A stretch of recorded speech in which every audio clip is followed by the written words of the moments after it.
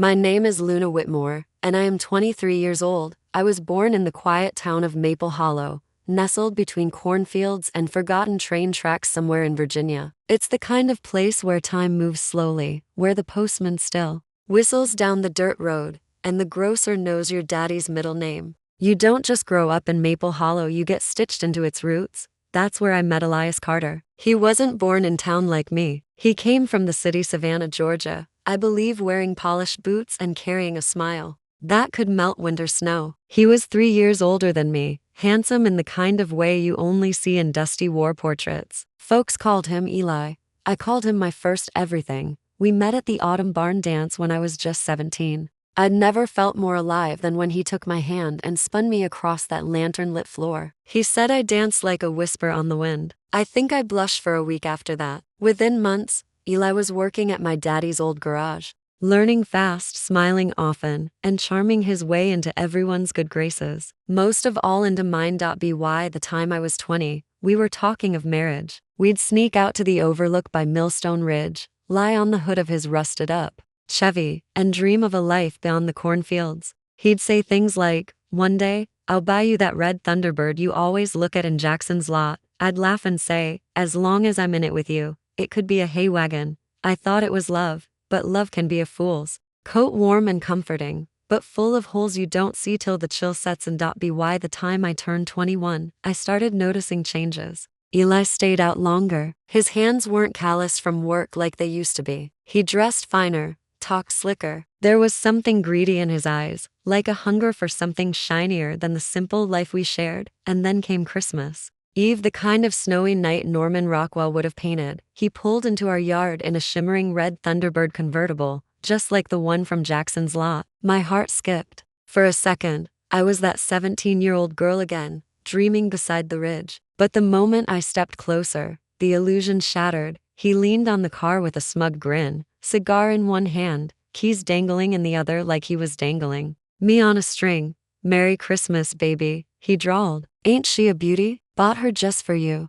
Just for me?" What he couldn't know was that I had seen that same Thunderbird 2 months prior. I'd bought it, along with 49 others, at an old military auction in Delaware County, Pennsylvania. Restored every one with my own hands, painted each with care in my daddy's garage before Eli ever laid eyes on them. You see, I'd been working in the background, while Eli paraded about town, showing off and sipping sweet tea with flirty waitress types. I was building an empire, one car at a time. So when he handed me those keys, thinking he'd impress me, I just smiled, because I already owned that car, and I owned everything that was about to happen next. This wasn't just a gift, this was the first move in a game he didn't know he was playing. He stood there in front of that Thunderbird like some peacock on parade, waiting for my tears, my squeals, maybe even a kiss on the cheek in front of Mama and Daddy. But all I gave him was a nod and a slow walk around the car, pretending to admire it like I hadn't already spent nights beneath it, greased up and sweating in my overalls with a socket wrench in hand. "You like it?" he asked, watching me closely. "Took a lot to get her here in time." I looked up at him and smiled. "You have no idea how much." He laughed, took a puff from his cigar, and tossed me the keys like it was some kind of fairy tale ending. I caught them easily after all. They were mine to begin with. But he didn't need to know that. Not yet. Later that night, while the snow fell in gentle flurries and the townsfolk gathered inside the chapel for carols and cider, I stood out by the car again, alone. The chrome reflected the moonlight just right, like a mirror made to show you your own cold truth. And mine was this: I didn't love Elias Carter anymore. Maybe I never truly had. He was a dream stitched from a lonely girl's imagination, gallant, broad-shouldered, soft-spoken with wild ambition. But ambition without loyalty is like fire with no hearth. It burns everything it touches. He hadn't just lied to me. Over time, I saw the full picture: whispers from the sewing girls at the general store, glances from widowed Mrs. Harper, who suddenly had new brooches and silk from out of town. Elias was charming, all right, but not in the way that heals. In the way that takes. He was slick with words, but sloppy with his trail. My cousin, Caleb, first tipped me off. He runs the records down at Harbor & Co. Auctions. Sent me a letter weeks back, asking why I was listing cars under a man's name. Carter Enterprises. Said someone had been using the restoration titles I filed and claiming credit. That's when the pieces fit. Eli had found my invoices, my plans, and started marketing himself as the brains behind it all to some rich cattle barons down in Texas. He never knew I was the one buying them. Never knew I'd registered each vehicle under a dummy name connected to me. Every penny, every title, every flip went into my secret bank in Charleston just in case love ever turned into a lesson. Well, class was in session now. The next morning, I left early. Told Mama I was heading to the old covered bridge for a walk. Really, I rode into Lexington, took the train upstate to Pine Grove, and met with Mr. Harmon, my lawyer. I handed him a thick folder of documents, titles, ledgers, purchase records, and letters bearing Elias's forged signature. His eyebrows rose higher with every page. You want to press charges? The week after Christmas passed like molasses, slow and thick with fake smiles and whispered gossip. Elias had practically made our front porch his throne. Every morning, he'd polish the Thunderbird until it gleamed like a promise he never intended to keep. Then he'd head into town wearing that camel-colored coat I'd once patched for him, pretending like he was a man of enterprise. You watch, baby, he told me one evening while sitting in Daddy's old rocking chair. By spring, I'll have buyers lined up from Charleston to Dallas. You'll be the queen beside the king of muscle cars. I forced a laugh. Sounds like a fine dream. But my real dreams, they'd become sharper than a whetstone. I wasn't a little girl anymore. And I certainly wasn't anyone's queen, not if it meant bowing to a liar. Behind Elias's back, I got to work. By day, I played the doting girl. I cooked his meals, folded his shirts, and let him brag about the Carter Motor Empire at every supper. But by night, I wrote letters, sent invoices, moved titles, all under the cover of darkness, while the fire in the hearth crackled and Elias snored in the guest room Daddy once kept for hunters. I hadn't told anyone yet, not Mama, not even Caleb, but I had bigger plans than just selling cars. I'd leased a property to towns over in Briarwood, a hidden barn behind the old tobacco fields. There, I stored the best of the 50 auction cars, 6 classics in showroom condition, each tagged and titled under my name. The best part, I used Elias's own investor money to fix them up. The man didn't know a spark plug from a shotgun shell. And yet he talked like Henry Ford himself. He'd sweet-talk 3 wealthy buyers from Houston into wiring him startup funds. I intercepted each payment before he could touch a dime, redirected them into my hidden Charleston account with Mr. Harmon watching it like a hawk. He'd never even noticed. The thing is, when a man's busy admiring himself in every window, he don't look behind him, but I did. Every time Elias left town on his business trips, as he called them, I followed his tracks. And what I found made my blood boil hotter than a July sun. There was a woman. Of course there was. Her name was Delilah Rhodes, a dressmaker from Shady Glen with soft curls, clever eyes, and a voice like honey dipped in whiskey. She wasn't some barmaid or dime-a-dozen flirt. She was smart enough to believe Elias's lies about being a car magnate with city property and a fleet of classics. She believed in him the way I used to. I watched them once from across the street. He opened the door for her like a gentleman, brought her roses, even picked a ribbon to match her hair. My heart didn't break. It calcified, turned to stone so it could keep beating while I finished what I started. I wasn't angry at her. Delilah, like me, had fallen for the image Elias painted. She'd just walked into a gallery I'd already burned. By the time New Year's bells rang across the hills, I had every piece of the puzzle in my hand. I owned the cars. I owned the titles. I owned the barn, the buyers, the business, and every deal Elias thought he'd made. But I didn't want money anymore. I wanted something colder. I wanted to see the look on his face when it all slipped through his fingers, and so I waited. I let him hang his own noose with each lie he told, let him speak to the banker about future loans, let him invite investors to town for a grand tour, let him write checks on accounts I'd already emptied. And when the day came when those 3 Texans rolled into Maple Hollow in their pearl-buttoned shirts and snakeskin boots, I was ready. I met them in the parlor before Elias came home, told them the truth, quiet and clean, like slicing an apple. I showed them my records, my title books, the lease to the barn, and my bank receipts. I gave them sweet tea, let them sit in silence, and said just one sentence: "You've been writing checks to a man with no cars." When Elias walked through that front door with his polished boots and hollow confidence, he found 3 furious men waiting, a ledger full of lies on the table, and me sitting there with a calmness he'd never seen before. The storm had arrived, and I was the one who called it. For a moment, all you could hear was the grandfather clock ticking in the corner and the hum of wind brushing against the window pane. Elias froze like he'd stepped into ice water. His hand still held the doorknob. The way a man clutches the past just before it vanishes. "Afternoon, Mr. Carter," said Mr. Jennings, the eldest of the Texans. His accent was sweet tea smooth, but his eyes were pure flint. Or should I say, Miss Whitmore's assistant. The other de Clayton Ridge and Beau Harlan didn't bother to rise. They just sat there on Mama's parlor chairs like kings. At court, flipping through my paperwork, shaking their heads, lips pressed tight in disappointment. Elias's face flushed deep red, his cocky smile crumbling like old paint.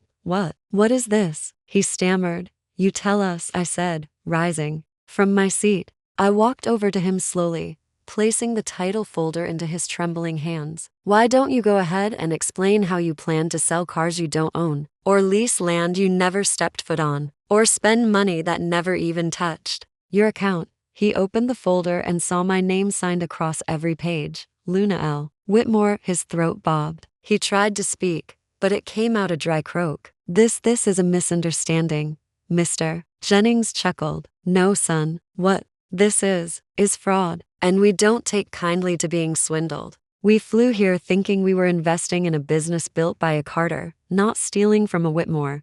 "I didn't steal," Elias barked, his voice finally rising. "She's lying. She found out and she's trying to take it all from me." "You already gave it all away," I said, my voice cool and clear. "You handed me the keys on Christmas Eve, remember?" The irony hung thick in the air. Mr. Harlan rose, finally done flipping through my records. "Gentlemen, I suggest we cancel the deal before we're implicated. Miss Whitmore, I'd still be interested in your operation assuming your paperwork holds up in Charleston." "It does," I replied. "Mr. Harmon is expecting your call." Elias's jaw dropped. "You've been planning this? All of this?" I looked at him, and for the first time, I didn't see the boy I fell in love with. I saw a hollow man, a counterfeit wrapped in charm, and he was finally looking in the mirror. "I didn't plan your lies," I said. "You did that all on your own." The Texans left that evening, not before shaking my hand and tipping their hats to Mama. They never looked Elias in the eye again. That was worse than shouting, worse than fists.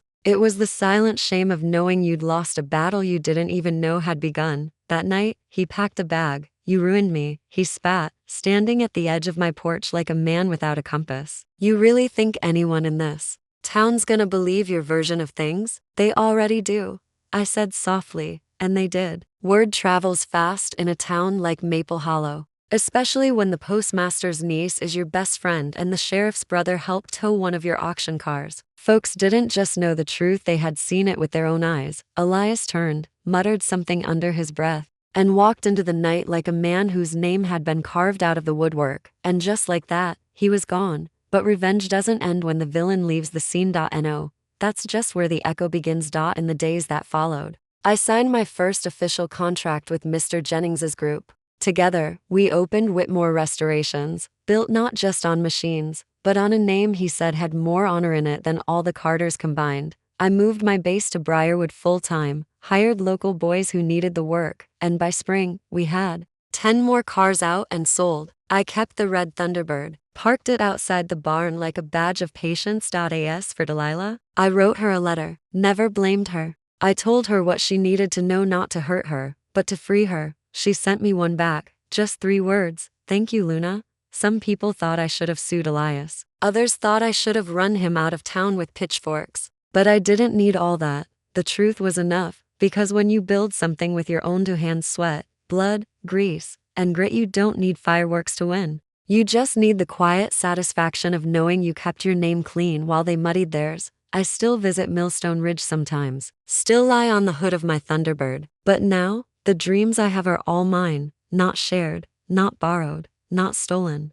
After Elias left town, the snow melted faster than usual. Maybe it was just the season changing, or maybe it was the weight of a lie finally lifting off the land. Maple Hollow was never loud, but now it seemed quieter in a different way, as if something had ended and something else had just begun. The townsfolk weren't cruel. They never came right out and said it, but you could feel their silence settle like dust. Most of them had never truly trusted Elias. They tolerated him the way you do a storm that never quite breaks, always watching, always waiting. And when he left, they simply nodded like the wind had shifted the way they expected it would all along. Meanwhile, I got to work, real work. Grit under your nails, sweat on your collar work. At Whitmore Restorations, we weren't just fixing up rusted frames. We were building stories. Each car had a past: an old war vet's Chevy from 1944, a widow's Packard that hadn't run since her wedding day, a Ford Woody left to rot under oak leaves in Stillwater. And I treated each one like it mattered. Because it did. Elias only ever saw profit, but I saw meaning, and people noticed. Orders came in quicker than we could fill them. I hired 2 more mechanics, Ruthie Mae and Johnny Ellis, both fresh out of Rockridge Trade School. Good kids, eager to learn, respectful of the craft. Mama baked them cornbread every Thursday, and Daddy finally started coming down to the barn just to sit in his old chair and watch us work. It's funny, he said one afternoon, sipping sweet tea. I spent my whole life fixing cars in this town. Never once imagined my girl would build the best damn restoration shop this side of the Mississippi. I smiled, wiping grease from my cheek. You laid the foundation, Daddy. I just built on it. He tipped his hat and grinned, and buried a con man under it too. That made me laugh real loud, from the belly laughter. It felt good. It felt right. But even with all the success, the peace, the quiet triumph, there was still a part of me that hadn't fully healed. Because revenge might end a story, but it doesn't always mend the heart. Sometimes at night, I'd think about Elias. Not because I missed him, but because I wanted to understand him. How does a man look someone in the eye, hold their hand, promise forever, and still plan a future without them? Was it weakness? Greed? Or just something broken in him that I never saw? And then I'd remember Delilah's letter. Thank you, Luna. 3 words, but they stayed with me. It meant Elias didn't just betray me, he made a habit of it. Like a man collecting hearts the way boys collect coins, polishing them, showing them off, then tossing them into a jar when the shine faded. But I was done trying to understand him. He was a chapter, nothing more. I was already writing the next one. By summer, our barn was doubling in size. I reinvested every dime. No need for diamonds or fancy dresses. My reward was painted in steel and chrome, parked in long rows under warm sun. Mr. Harmon helped me set up legal training so I'd never again depend on someone else to protect my work. He said I had a mind for contracts sharper than most city attorneys. I believed him, because when you've survived betrayal, learned the shape of deception, you see the world differently. You stop waiting for permission. You stop apologizing for being smart. And most of all, you stop letting anyone else write your story. That summer, I got a letter from Shady Glen. Delilah invited me to visit her new shop. Turns out, she'd saved up and opened her own dressmaking boutique. Said she'd named it Second Thread, a nod to second chances. I visited on a Sunday, brought her a box of peaches and a smile. We weren't rivals, we were survivors. And in a world full of Elias Carters, women like us needed to hold each other up, not tear each other down. We drank lemonade on her porch, watched wagons pass by, and talked about business and books, not heartbreak. That was behind us now, buried under gravel and foolish promises. As I rode home that evening, the sun setting behind the cotton fields, I realized something I hadn't seen clearly before. I hadn't just gotten even, I'd gotten free. And in that freedom, there was peace. Here is page 6 of your story, continuing with 4,000 characters. The tone remains consistent, reflective, powerful, and faithful to the old-time American revenge theme told by Luna. By August, Whitmore Restorations was more than just a barn behind tobacco fields. It had become a name, a story whispered along highways and front porches all the way to Carolina Ridge. I received letters from collectors, ranchers, even a man who ran a traveling carnival, all asking if I could bring their babies back to life, and I did. With every restored car that rolled out of our barn, another piece of me felt whole again. Not because I was proving something to Elias, or to the town, or even to the investors who once nearly shook hands with a fraud, but because I was finally driving my own life. One afternoon, as I was replacing the engine belts on a cherry red 49 Ford, Ruthie Mae came running into the garage, grease on her hands and excitement in her eyes. Luna, she panted, there's a man a skin for you at the post office. Says he's come from Atlanta, wears a city suit, talks smooth. I wiped my hands, tossed my rag into the bin, and stepped outside. The sun was high and sharp, casting long shadows against the barn's peeling white walls. I took my time walking into town, letting the wind cool the heat behind my collarbone. I had a feeling who it might be but hoped I was wrong. I wasn't. There he stood, Elias Carter, in a gray suit that looked a touch too fine for his means, leaning against the post office rail like no time had passed at all. He saw me coming and straightened up. "Luna," he said, his voice low, almost careful. "I wasn't sure you'd come." I folded my arms. "And yet here you are." He chuckled nervously. "You always did know how to cut a man down with just a look." "I've had practice." He sighed, looked down at his shoes. They were polished, but the soles were worn. He was trying to seem put together, but I knew the difference between shine and substance. "I didn't come here to fight," he said. "I came to say I was wrong." I raised an eyebrow. "Which part? The stealing? The lying? The cheating?" "You'll have to be more specific, Elias." He swallowed hard. "All of it."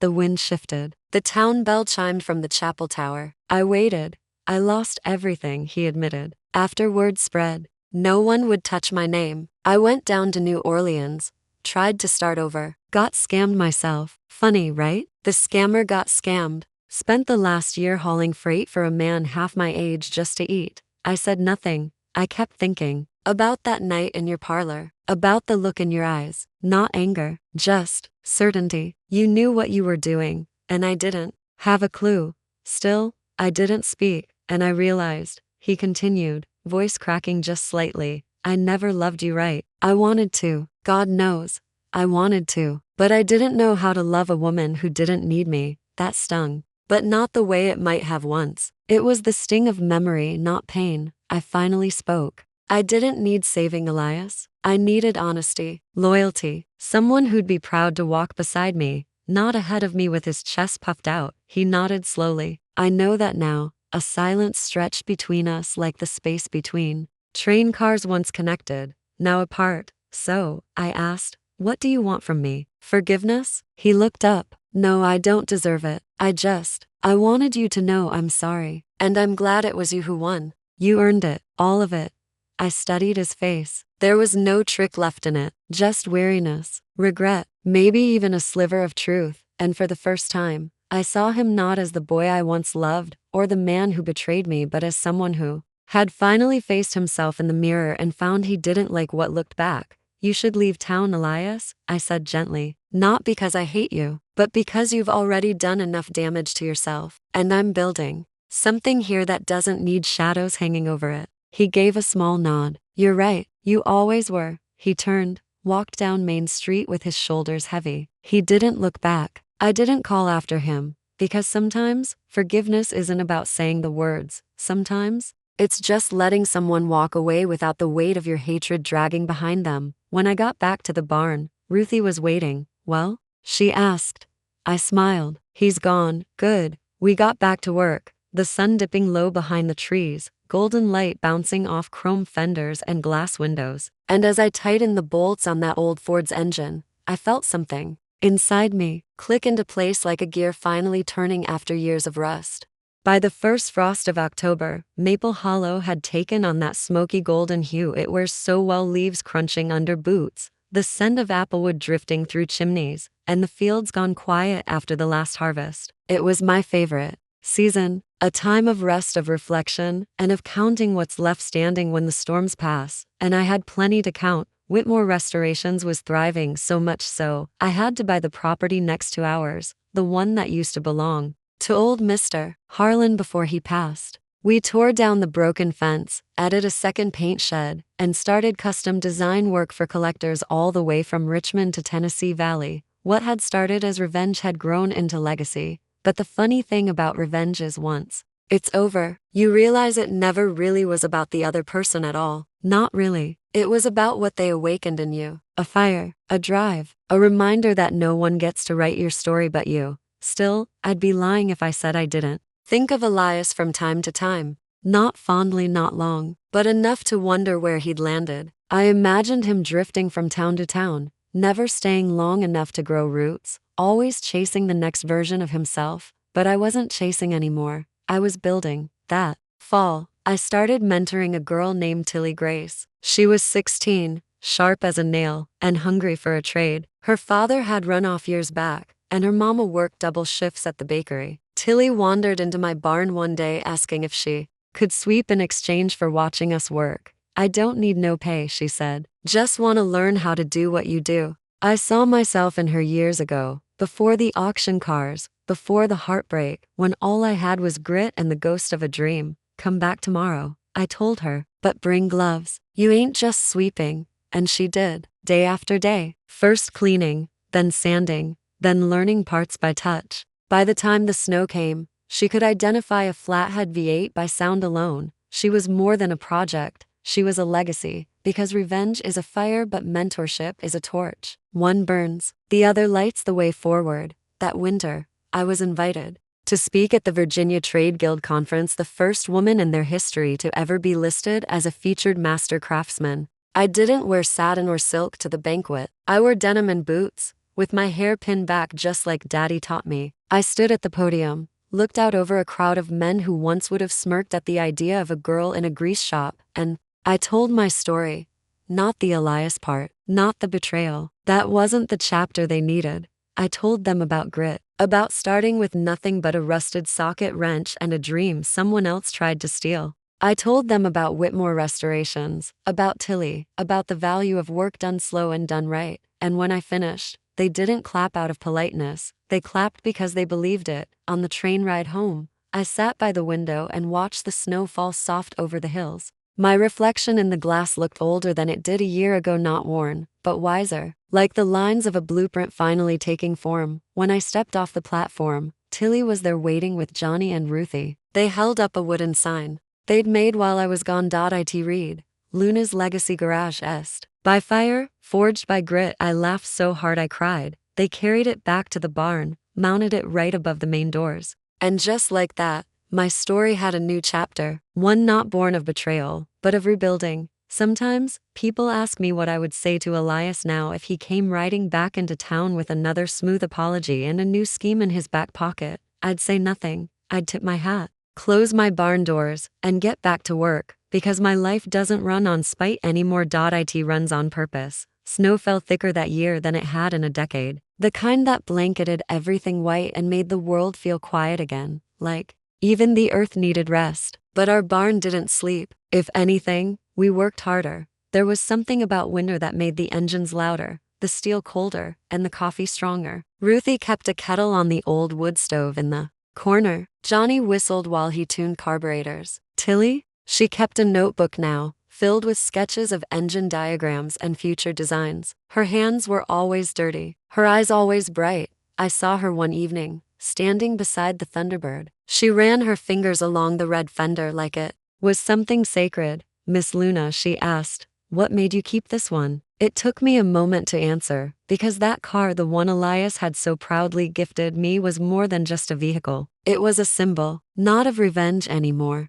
but of what I reclaimed. A mistake turned into a marker, pain repainted with purpose. I kept it, I said, because it reminds me how far I've come. It used to represent what someone took from me. Now it reminds me what I built without them. She nodded, understanding more than her years should have allowed. Then she smiled and said, one day, I'm gonna build one better. And I believed her. By the end of January, word of Luna's Legacy Garage had spread beyond the state. We were featured in a small article in Southern Iron magazine, written by a young journalist named Martha Reese, who visited us on a Tuesday and stayed all afternoon just watching us work. She asked the right questions, not about my past, but my process. She didn't want drama, she wanted drive. And when the issue printed, there was a photo of me in my denim coat, wiping grease from my hands beside a freshly restored 51 Mercury. The headline read, Grit, Grace and Gears, the woman rebuilding more than cars in Maple Hollow. That magazine sat on every counter in town. Even the barber framed it. Mama cried when she read it. Daddy tried to pretend he hadn't read it twice, but he left it open beside his recliner for a week straight. But success didn't change me. It just reminded me of who I'd always been before someone tried to rewrite my story. I still walked the same dirt roads home, still attended chapel on Sundays, still fixed my own coffee and swept my own porch. But I carried myself differently now, not with arrogance, but with grounded pride. That spring, I hosted an open barn day. Folks from towns near and far brought their old vehicles, asked us to assess them, fix them, or sometimes just listen to the stories they held. One woman brought a rusted Studebaker that hadn't run since her brother died in the war. Another man drove 2 days from Louisville with a broken-down Dodge and a tin box full of letters from his grandfather. Each car was a memory, each person, a story, and somehow, we had become the keepers of them all. That night, as the stars blinked, awake above Maple Hollow, I stood on the barn's front step and watched the lanterns flicker in the trees. Tilly stood beside me, arms crossed, grease on her chin. "You think people like Elias ever understand what they gave up?" she asked. I thought about that a long time. "I don't know," I answered truthfully. "Some do, but by the time they figure it out, the stories moved on without them." She nodded. "He didn't just lose you. He lost all of this." "Yes," I said. "He did, and it was his own doing. Elias Carter had tried to use me as a stepping stone, but I became a mountain instead. Sometimes I wondered if he still told stories in some other town, pretending to be someone he never was. Maybe he used a new name now. Maybe he still looked at Thunderbirds and thought of me. Or maybe he finally started over the right way. I'd never know. And I didn't need to, because my life wasn't about him anymore. It was about what I had saved, what I had shaped, the fire that forged me, the people who now stood beside me. That evening, Tilly gave me something, an oil painting she'd done in her free time. It was of the barn, the Thunderbird parked out front, and all 4 of us standing under the sign. Me, Tilly, Ruthie, and Johnny. She'd titled it, "Not Stolen, Built." I hung it above the desk in my office, still there today. Rolled into summer like warm molasses, and with it came a string of new faces, stories, and second chances. Tilly started taking the lead on full restorations. Ruthie was managing orders and inventory better than any city-trained bookkeeper. Johnny had begun designing custom pieces, steering wheels with rosewood inlays, hand-stamped hood ornaments. The work was strong. The barn was alive. We weren't just fixing broken things anymore, we were making art. The sign out front, "Luna's Legacy Garage," had become a destination. A pilgrimage, some said. People drove across county lines just to sit in the waiting chairs and watch us work. And not a single soul asked where Elias Carter had gone. It was as if the earth had folded over that name and planted something stronger in its place. One day, near the end of June, a letter came, not a typed one, handwritten, ink slightly smudged, from a small town I didn't recognize, Laurel Creek, Mississippi. No return name, just initials at the bottom. I stood by the barn door, sun on my shoulders, and unfolded it slowly. The words were brief. "Luna, I don't expect an answer. I just wanted you to know I'm learning, working honest, hauling scrap, repairing sheds, doing what I should have done from the start. You were right, and I was too proud to admit it when it mattered. But your fire burned the rot out of me. Whatever peace I find now, it started with you." I didn't cry. I didn't smile, either. I just folded the letter, tucked it into the drawer beneath my father's wrench set, and left it there with the other ghosts I'd already outlived. Because peace doesn't always come from confrontation. Sometimes it arrives on the breeze, quiet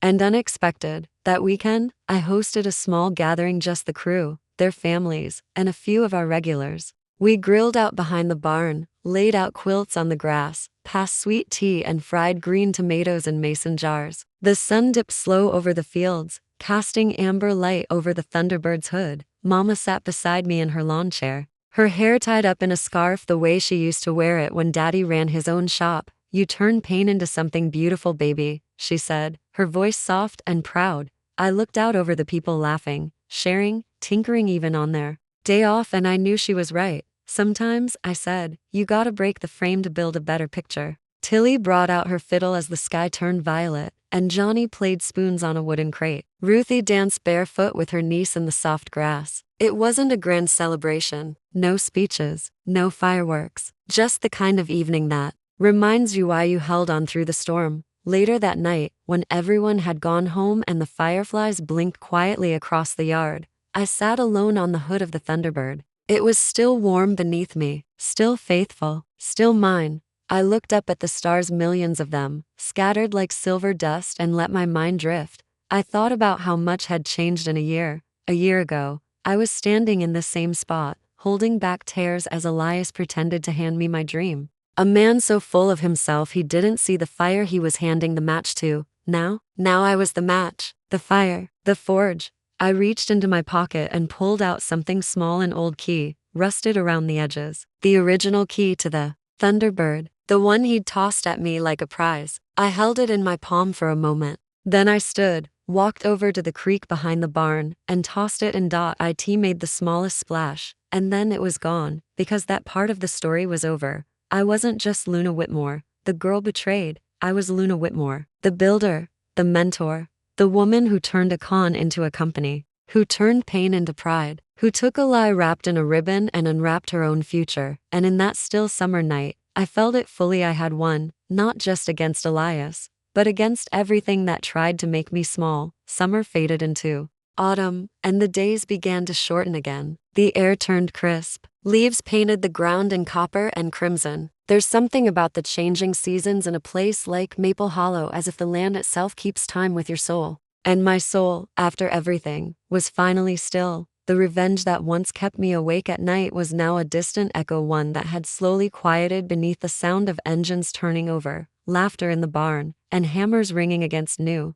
metal. It had never been about hurting Elias. Not truly. It was about taking back what he tried to steal, my story. And now, that story had an ending of my choosing. In October, we held our first official Founders Festival, a small town celebration, marking the anniversary of Luna's legacy garage. Folks from all around came to see the cars, the crew, and the woman whose name had become a whispered legend. We set up booths outside, served Mama's famous buttermilk pie, and let the kids paint hubcaps into wind chimes. Tilly wore a grease-streaked jumpsuit and gave a tour to the mayor of Stillwater without blinking twice. Ruthie had a clipboard, managing volunteers with the precision of a general. Johnny fixed a broken axle right in front of a crowd just to show how it was done. They'd all grown so much, and so had I when the mayor handed me a plaque that afternoon. One that read, in honor of vision, grit, and grace. I didn't think about Elias. I didn't think about the red Thunderbird or the night he lied with a bow in his hand.